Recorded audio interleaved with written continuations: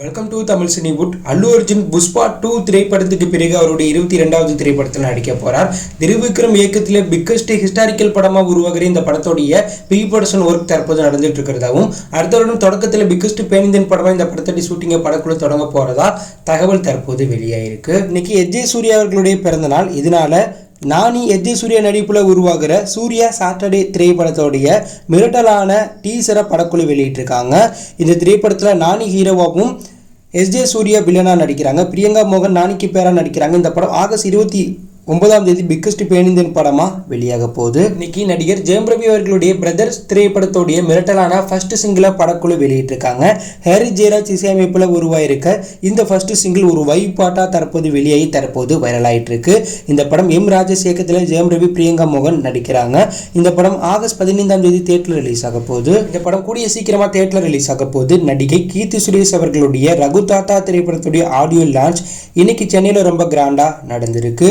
இந்த திரைப்படம் இயக்குனர் சுமன் குமார் இயக்கத்தில் கீர்த்தி சுரேஷ், MS பாஸ்கர் மற்றும் பலர் நடிச்சிருக்காங்க. இந்த படம் ஆகஸ்ட் 15ஆம் தேதி பேன் இந்தியன் படமா நேரடியாக தியேட்டர்ல ரிலீஸ் ஆக போகுது.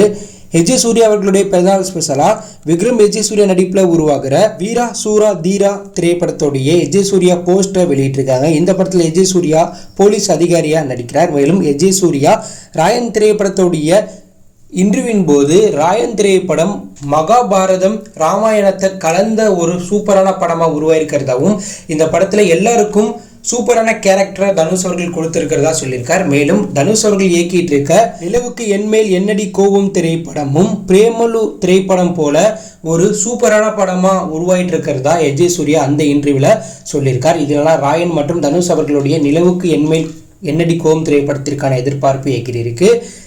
டாக் லைஃப் திரைப்படத்துடைய 50% ஷூட்டிங் தற்போது முடிஞ்சிட்டதா தகவல் வெளியாயிருக்கு. ஸோ தற்போது இந்த 50% ஷூட்டிங்கோடைய டப்பிங் ஒர்க்கை கமலஹாசன் முடிக்க போகிறதாவும், ஆகஸ்ட்குள்ளே இந்த படத்துடைய ஃபுல் ஷூட்டிங்கை படக்குழு கம்ப்ளீட் பண்ண போகிறதா தகவல் வெளியாயிருக்கு. ரொம்ப நாளாக கிடப்பில் கடந்த நடிகர் பிரசாந்த் அவர்களுடைய அந்தகன் திரைப்படத்தை படக்குழு ஆகஸ்ட் 15ஆம் தேதி ரிலீஸ் பண்ண போகிறாங்க. ஸோ இந்த படத்துடைய ஃபர்ஸ்ட் சிங்கிளை வருகின்ற 24ஆம் தேதி தளபதி விஜய் தனது தளத்தில் வெளியிட போகிறதா தகவல் வெளியாயிருக்கு. சூர்யா அவர்களுடைய கங்குவான் திரைப்படத்துடைய முக்கியமான அப்டேட் வெளியாயிருக்கு.